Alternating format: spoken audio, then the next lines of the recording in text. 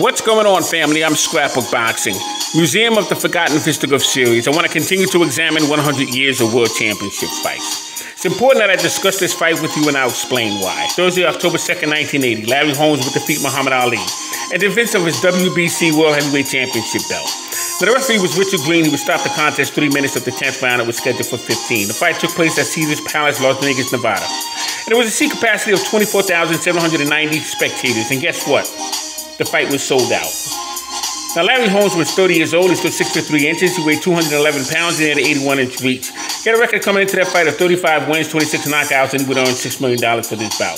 As for Larry Holmes, he was one of the greatest fighters that had a master jab, and he learned that jab from Muhammad Ali. Muhammad Ali was 38 years old. He stood 6 foot 3 inches. He weighed 220 pounds. He had a 78-inch reach, and he had a fighting record coming into that bout of 56 wins. 3 losses, 37 knockouts, and he would earn $8 million for that bout. Now, the judges for that bout was Dwayne Ford. He had to fight 100 to 89 up until the stoppage of that bout. Judge Richard Steele had to fight 100 to 90, and Judge Chuck Minker had it 100 to 90. February 14th, 1980, he decided to make the comeback after his bout with Leon Spinks in 1978. March 5th, 1980, Muhammad Ali was scheduled a press conference to face John Tate, but John Tate was knocked out by Mike Weaver. And when Mike Weaver stood at the press conference table, he was expected to be the next opportunity of a big mega fight for Muhammad Ali. And it was a rude awakening for the press, as well as Mike Weaver. But the problem Mike Weaver had, the promoter, was Bob Arum. And he tried to suck Muhammad Ali dry when it came to the opportunities of getting a fight with Mike Weaver. So Muhammad Ali said, no way, I'm going to be facing Larry Holmes. I don't even think Larry Holmes knew himself that he would be elected to face Muhammad Ali. That was a big mega fight. And Larry Holmes needed Muhammad Ali because he was in the shadows of Ali. He wanted to get Ali out of the way. Ali stayed on a little too long as far as he was concerned. It was his time.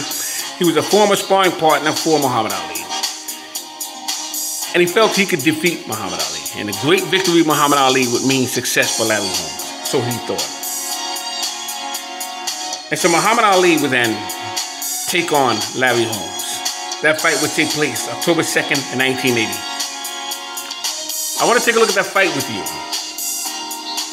And I want to go through that fight with you right here on the Museum of the Forgotten Fisticuffs series. One quick note. One of the reasons why this fight was so important, Richard Green, who was the referee at that time, played a major factor in this particular fight. Why?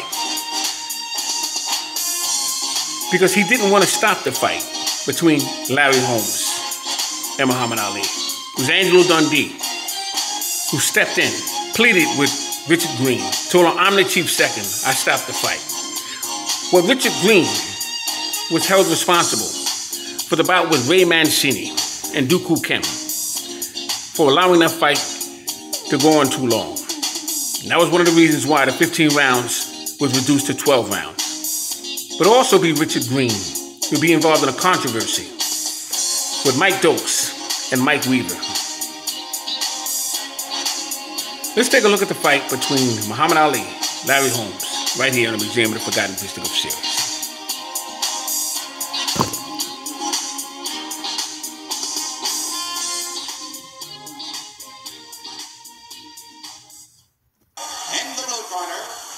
Challenger, the 3-time heavyweight champion of the world, fighting out of Louisville, Kentucky, weighing 217.5 pounds, introducing Muhammad Ali.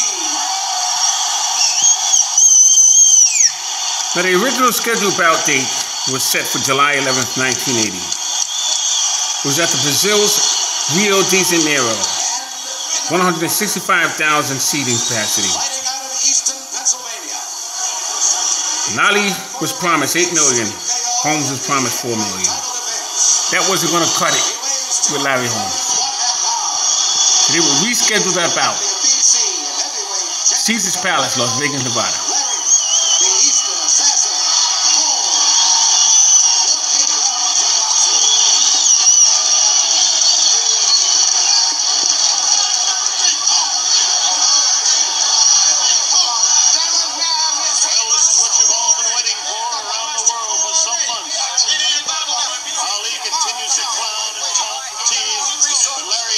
is here, meaning nothing but business.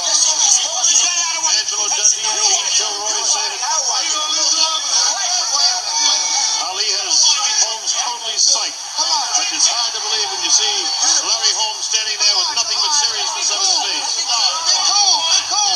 Ali, always the actor. Richie Green attempting to give instructions. Shut up, quiet. Quiet. Go ahead. Look, I gave you guys an instruction in the room. Do you have any questions?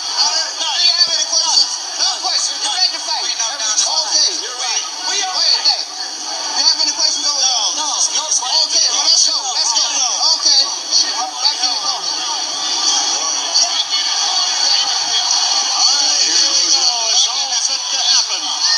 The history of boxing is on the line. So is Larry Holmes' title.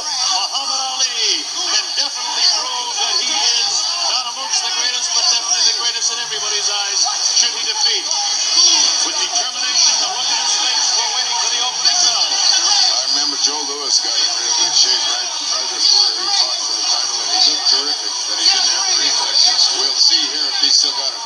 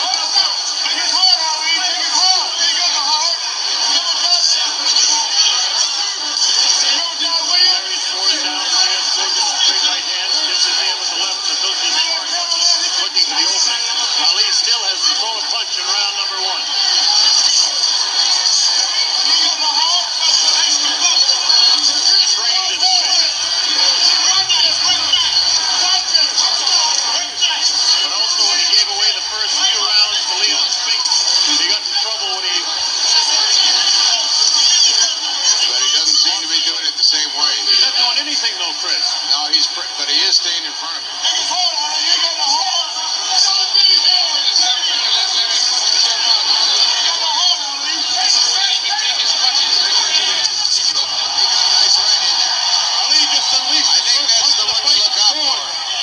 That's the one he put Liston away with.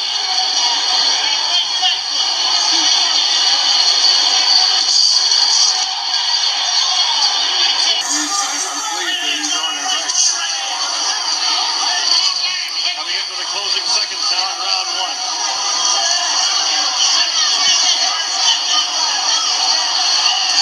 And it seemed to be a exercise in frustrating Larry Holmes.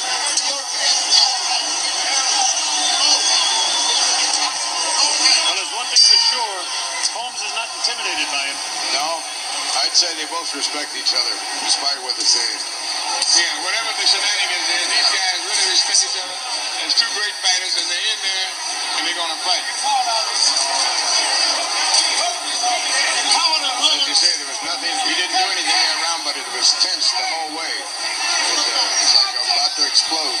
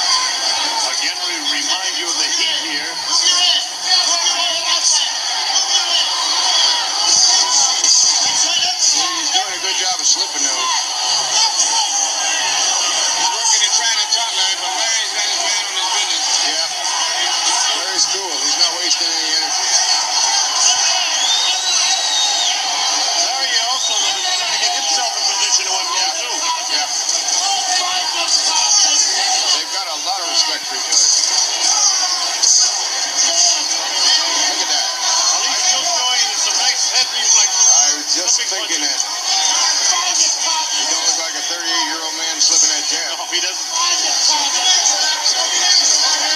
Larry looks strong.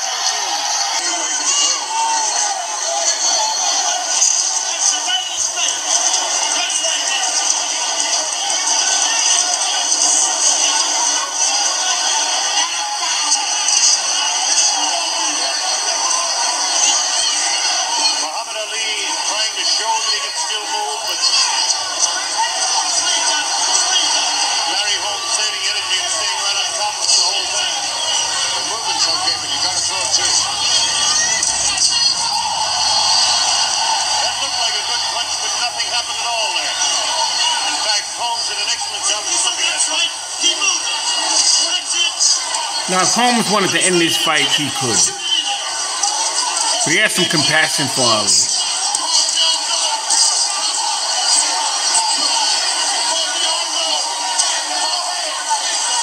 Ali can do nothing more than what he's doing right now. And that's a sign of a shot fighter. Ali took a good shot that time. The right hand got through to him. Trying to talk to Larry. Larry talking right back. Now, Holmes does not like to be mocked, and so he's turning on the pressure.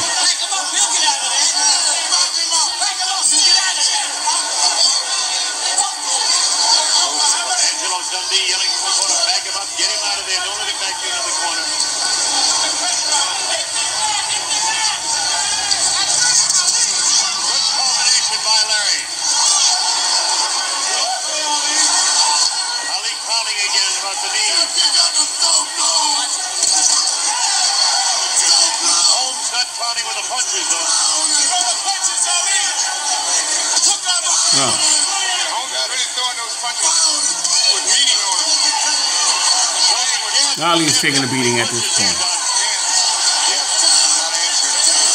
At some point, you'll see Ali turn to his side.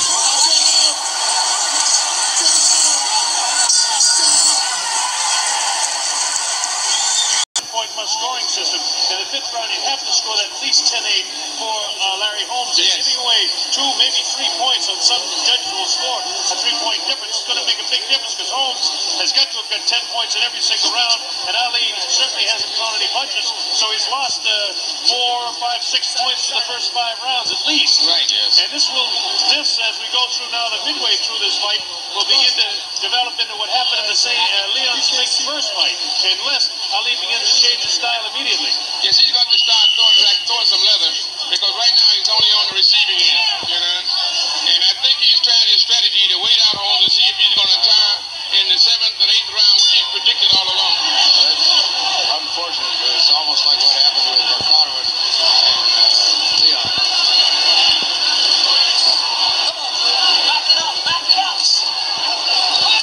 Once again, right back on top of him again. Holmes has one of the beautiful, stunning jabs in all of boxing, along with Marvin Hagler. They both started their careers in 1973. Joe Louis had a thumping jab. Sonny Liston had a very powerful jab. Cover up, but he hasn't thrown enough. And now I think Holmes is getting more confidence. Yeah, he's gaining confidence. He has Ray Robinson had a setup jab. now becoming Larry Holmes confirmed in it, you know, and he's really throwing his punch with a has a master jab. Ali now, I think Ali started to throw a lot of blows, but he don't throw them. I don't know whether that's because he's apprehensive of whether or not he's going to miss, or his reflexes are off, or what he's holding back for. He's jabbing him in the belly. And those punches, Chris, are taking no toll whatsoever. He's just pouring at him, really. At least he's in a posture to throw. Larry's beating him to the punch, too, when they exchange all the time. But I'm wondering whether Ali's reflexes is good enough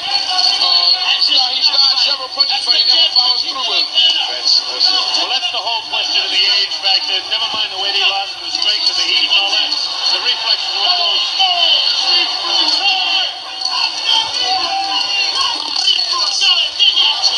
Muhammad Ali using hardly any of the things that made him famous.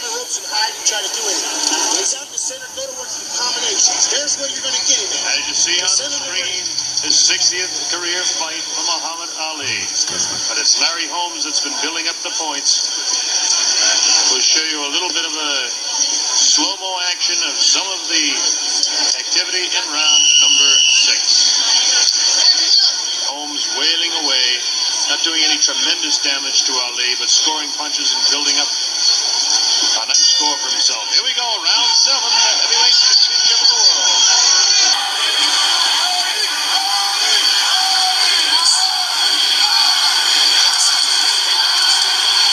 Ali taking some vicious shots.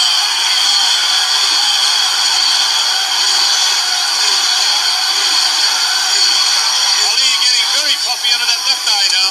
He's got the courage, but he just hasn't got Yes, the... he has. He's a terrific man. He's a great athlete. Larry Holmes is a great fighter. Larry Holmes is going about his business to prove to the world that he wants his just due. He wants to be recognized as heavyweight champion of the world, and he's fighting. And he is really teeing off on Ali.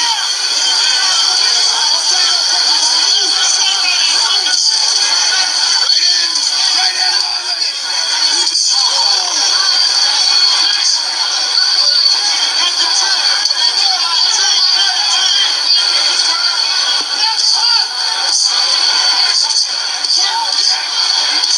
He's really working over the body and the head of Ali. Ali taking a tremendous punch to the ear.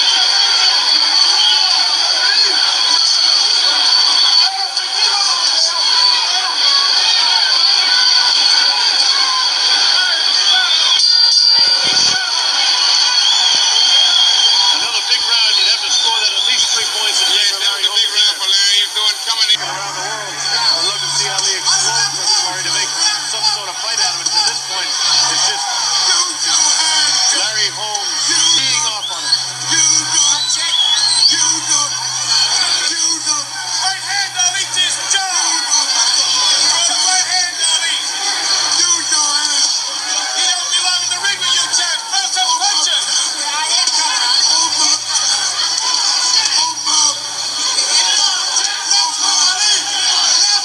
Even if Ali was so good like he was, something would happen. Ali does not belong in this ring with Larry Holmes. Larry Holmes does not want to hit Muhammad Ali. This is a sad recognition that all athletes must come to grips with when they're practicing and being a participant in the sport. Well, that's, you know, all of us that followed Ali's career all around the world, not only us at ringside here.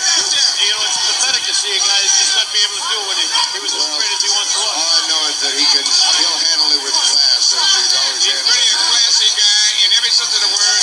The man is standing there and taking his punches. He's taking his dues, but He he's could lay down as soon as he found out that his arms weren't working. He's staying. Well, we end the round 10. Dundee has seen enough of this fight. No reason to continue. I remember after the first, when Spinks took the title from him, so the reporter was asking Muhammad, don't you feel devastated losing your title? He says, losing the title is one thing. It's not like losing a job or losing your life or losing your wife. He said, that's loss. He handled it with dignity.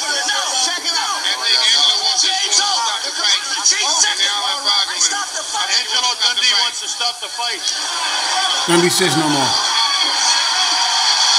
That's it. They stopped the fight. Now Green was going to allow it to continue.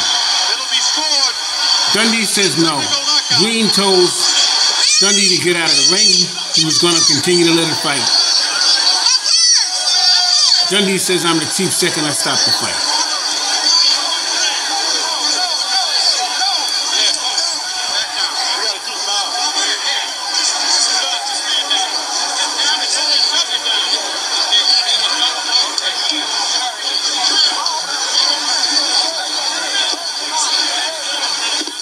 Larry Holmes is being congratulated by everyone.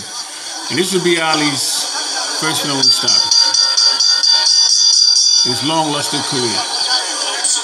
Holmes is not happy though. Richie, when you can for closed circuit, Holmes over here. Very unhappy with Larry Holmes. Didn't want to take out a legend like that. As you can see, there's pandemonium in the ring. I have Don King with me, who is going to make the presentation to Larry Holmes.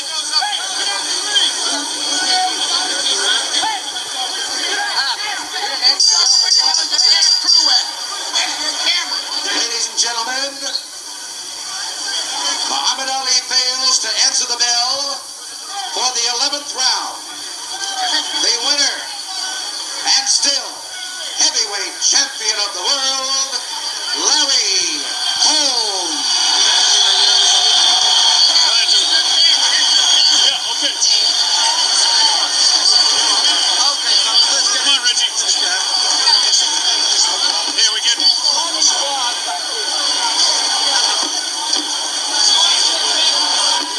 John, can we try and get him in now?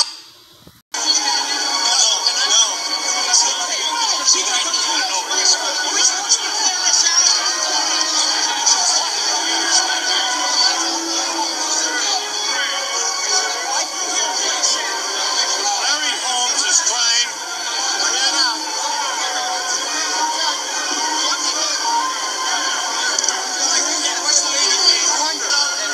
We're going to attempt to get in and speak to the champion.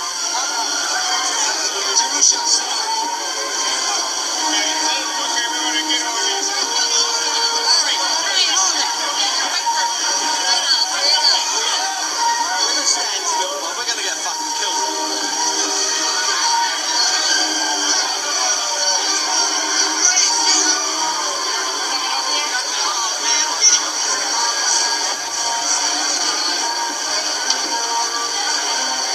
Larry Holmes attempting to talk to the former champ.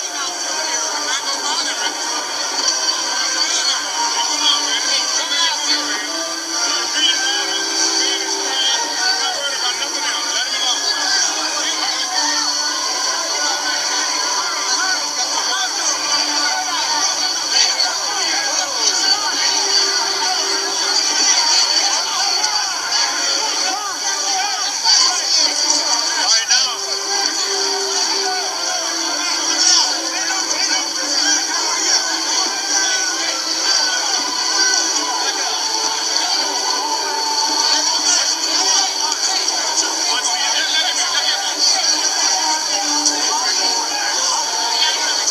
All right, if we could turn around just a bit, Larry. I know it's a very traumatic moment for you. The camera's over this way, Don. And the people around the world, Larry, want to hear from you. You just beat your idol. You retain your title, no question, the undisputed heavyweight champion of the world. Well, I did what I have to do.